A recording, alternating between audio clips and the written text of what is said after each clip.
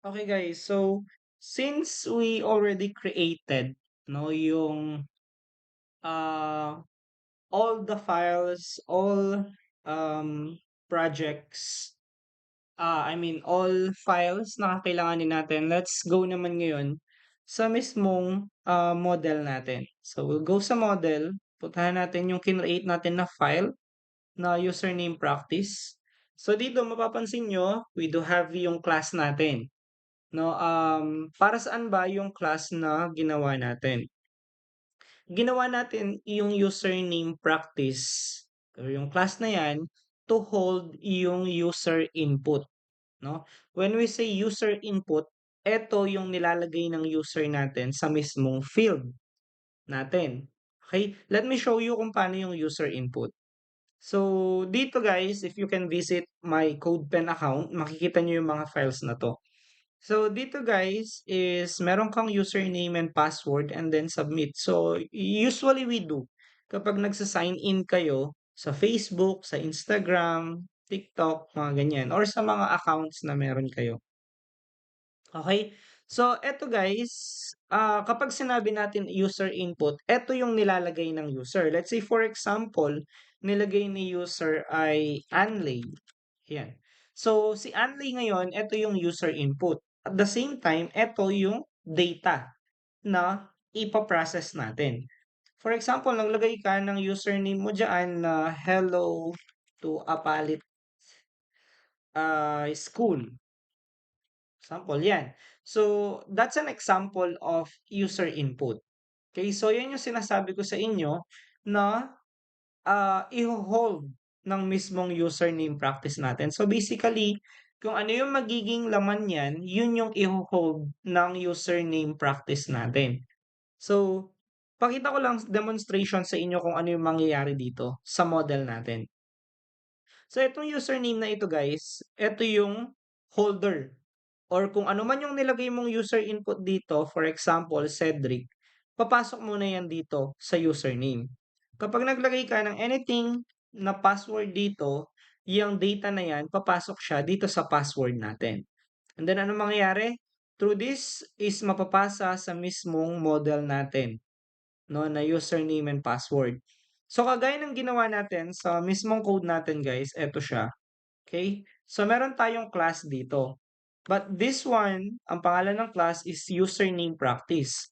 But this one, ang pangalan ng class natin ay login model. Okay? So, meron siyang container, yung username and password. Etong dalawa na yan is eto po siya. So, gusto ko guys, kapag kinlik ko yung submit, tignan nyo kung ano yung mangyayari dito. So, una, kapag nag-submit ako, etong file na ito, papasok po siya dito. Then, it will be passed sa mismong class natin. Then, etong laman na ito will be handling this. And then, yung data na yan, maipapasa dito. Okay? So, kapag sinubmit ko siya, tignan nyo, mag-highlight yung username, tapos ipapasa dito. Pag nag-highlight yung password, ipapasa naman yung data dito. So, example, submit, mapapansin nyo, nag-highlight, then nag-highlight, na ipasa dito yung mga file. Kaya meron tayong arrow dito. Kasi kung anong laman nito, maipapasa siya sa model natin dito. So, let's say, for example, palitan natin siya. Edward. Okay? So, palitan natin ng 1, 2, 3. Submit. Yan, kung mapapansin nyo, Edward, and then 1, 2, 3 yung password ngayon natin. Okay? So, ganun yung nangyayari sa mismong class natin. Kaya ang sabi ko kanina, yung class will hold yung user input natin. And ang user input is eto po siya. Yung mga nilalagay natin sa field natin. Kumbaga ito yung initial holder. No? Kasi hindi gagana to kung walang mag-hold sa laman niya. Kaya meron kang username and password dito. So, pag nag-submit ka, highlight, pasa. Ganun yung mismong ano natin, purpose ng mismong class natin na username practice. Okay, so yun yung pinaka ano niya. Kailangan kasi meron tayong mag-hold ng mga data or username natin bago tayo makapag-process, for example, ng computation. Okay? So, ano ba yung mga variables natin dito? So, first guys, meron tayong tinatawag na syntax na public dito. Ang ibig sabihin ng public guys is open siya 'no, na ma-access kahit saang parte ng code natin. For example, meron kang other class, puwede niyang i-access yung public nito. Basically guys, para hindi kayo malito, when we say public, open siya sa lahat. Yun lang yung isipin niyo. Then, we do have data type na string na sinasabi natin. I hope you already watch yung doon sa what you should know na module kasi nandoon yung explanation ng mga data types. So, hindi ko na-explain kung ano yung string dito. So, pakipuntahan niyo po yung ASP.NET data types para maintindihan nyo kung para saan yan. Then, next, we do have variable. So, ang variable natin dito, tatawagin natin siyang base username. Okay? So, ano nga ba yung variable? Okay? So, kailangan maintindihan natin yung variable. And let me demonstrate ulit kung ano yung mismong variable na ito. So, kung papansinin, hanapin natin siya, nandito siya. So, variable value. So, dito guys, sabi nga, understanding variable animated. So, yung variable natin guys is like a container. So, ito yung container, ito yung box na yan. So, yan yung container. Okay? So, every variable guys, meron po silang pangalan. In this case, yung sa atin, ang pangalan ng variable ay base username. So dito, sinasabi ko nga, ang variable is a container or lalagyan ng mga data or value na nilalagay ng user natin or yung user input na sinasabi natin. So itong first container natin, ang pangalan niya ay fruit. Ang second container natin, ang pangalan niya count. So basically, when we say fruit, obviously laman nito ay mga prutas. When we say count, obviously laman nito ay mga numbers. Okay? So dito, ang data type will be string. Ang dito naman, yung data type will be int or integer since numbers po or whole number yung gagamitin natin. So let's start the animation para makita natin kung ano yung variable. So i-start ko siya, makikita nyo may apple, may banana, no? So dito naman merong 5 and it can be 10. So again guys, ang variable po no, na pangalan ay fruit, container po siya ng mga prutas. Ibig sabihin lahat ng ilalagay nyo or kahit anong ilagay nyong prutas diyan, maipapasa dito. Or si fruit yung mag-handle diyan. When say count naman, ayan siya, ang i-handle niya ay numbers. Guys, ang gusto kong maintindihan nyo dito, when we say variable, eto yung container or lalagyan ng mga value or data na manggagaling sa user. Okay? Kapag sinabi mong fruit, obviously, ang laman niyan ay mga prutas. Sir, can variable value can be changed? Of course, kung mapapansin nyo, ang unang value natin apple and it can be changed into banana. Sa count naman, it can be 5 and it can be also 10. So, depende sa kung ano yung ilalagay natin. Of course, every value has its own variable. Hindi pwedeng ah, same ka lang ng variable name, magkakaroon ka ng error sa program. So, for example, eto banana, pwede mong gawing variable name is banana, no? So, use meaningful variable. Huwag po tayong manghuhula. For example, nilagay mo dito sa variable mo ay X, tapos ang laman ay banana. So, it doesn't make sense. Kasi ano ba si X? Hindi mo naman alam kung ano yung X na prutas pala siya. Okay? So, yung mga ganon, use meaningful variable when using programming.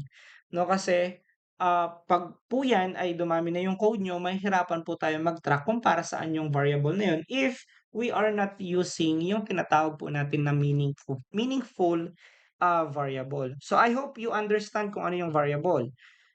Ito po ay container ng mga data na ipaprocess natin later on. Okay? So, dito naman is we do have yung opening and closing curly bracket.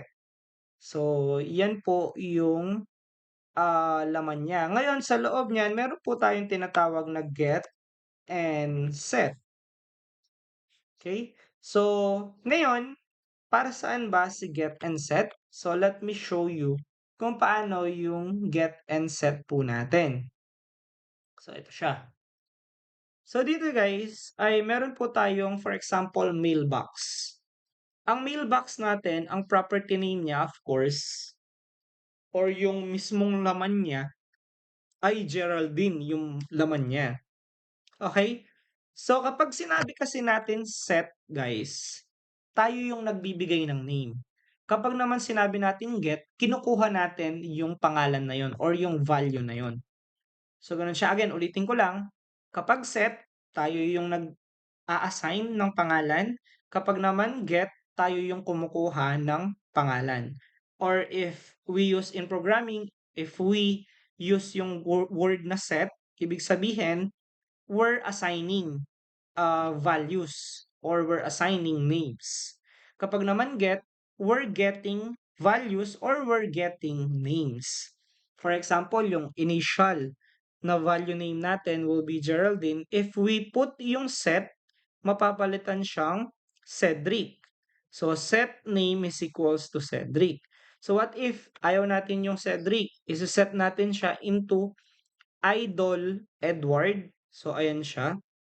Or, if we want to set again yung name into Geraldine, it can also be. No? So, yun yung purpose ng set. Tayo yung nagbibigay ng value, tayo yung nagpapangalan.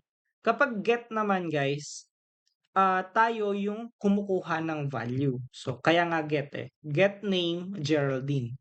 Okay? So, yun yung difference nila. Set Cedric, get Cedric. Okay? So, yan yung purpose ng mismong set and get natin. Okay? So, dito guys is, ito yung first variable natin, base username. Next is, we do have yung, again, set natin yung public, string, tapos, lagay natin existing usernames. So, titignan kasi natin later on kung yung username ay existing na ba siya or hindi. Okay? Get and set. And then, okay.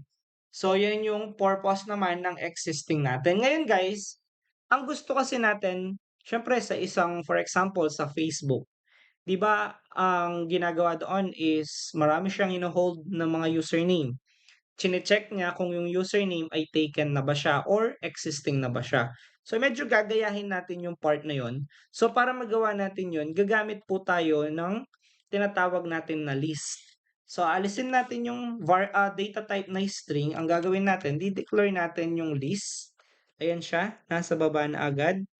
And then, ang gagawin natin is, diyan natin i-declare yung data type natin na string. Yan. So, ngayon guys, mapapansin nyo, ay magkaiba ngayon sila. So, ito, si string guys, nag-hold lang siya ng one value. Pero, si list guys, na existing username, it can hold multiple values. Pag sinabi natin values, ito yung data or user input.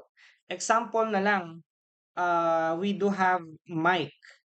Then, let's say mic 1 and then mic 2.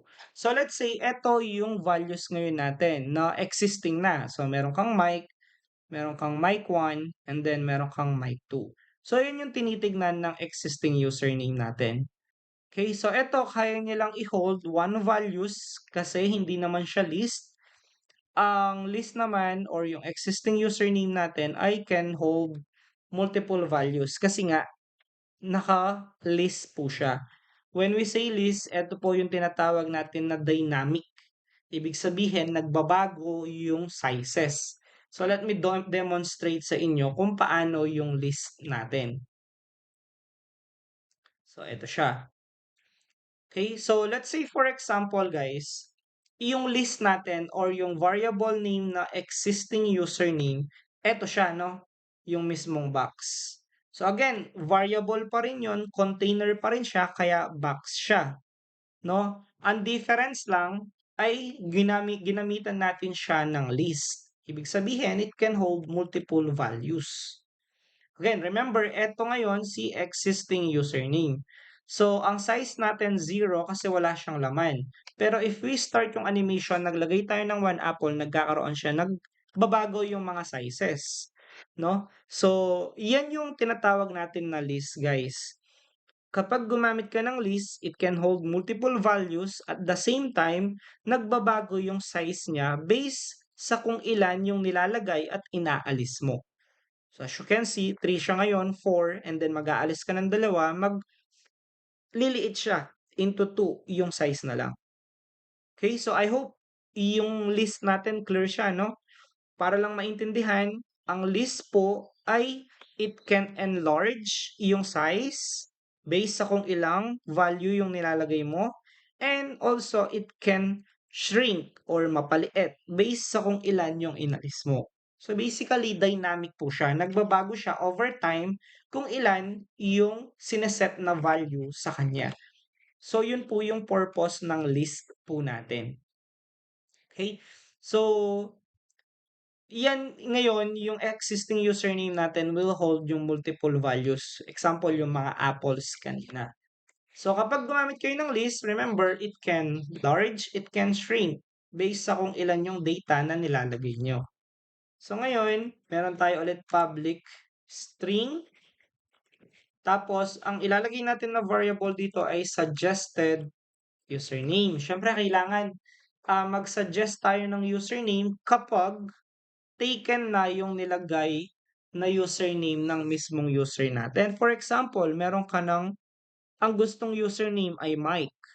Tapos, meron na Mike 1, Mike 2. Ang gagawin ng system ngayon natin is magsasuggest siya ng username na lang niya ay Mike 3 since hindi naman existing yan sa mismong list natin. Okay? So, eto yung ilalagay niya ngayon.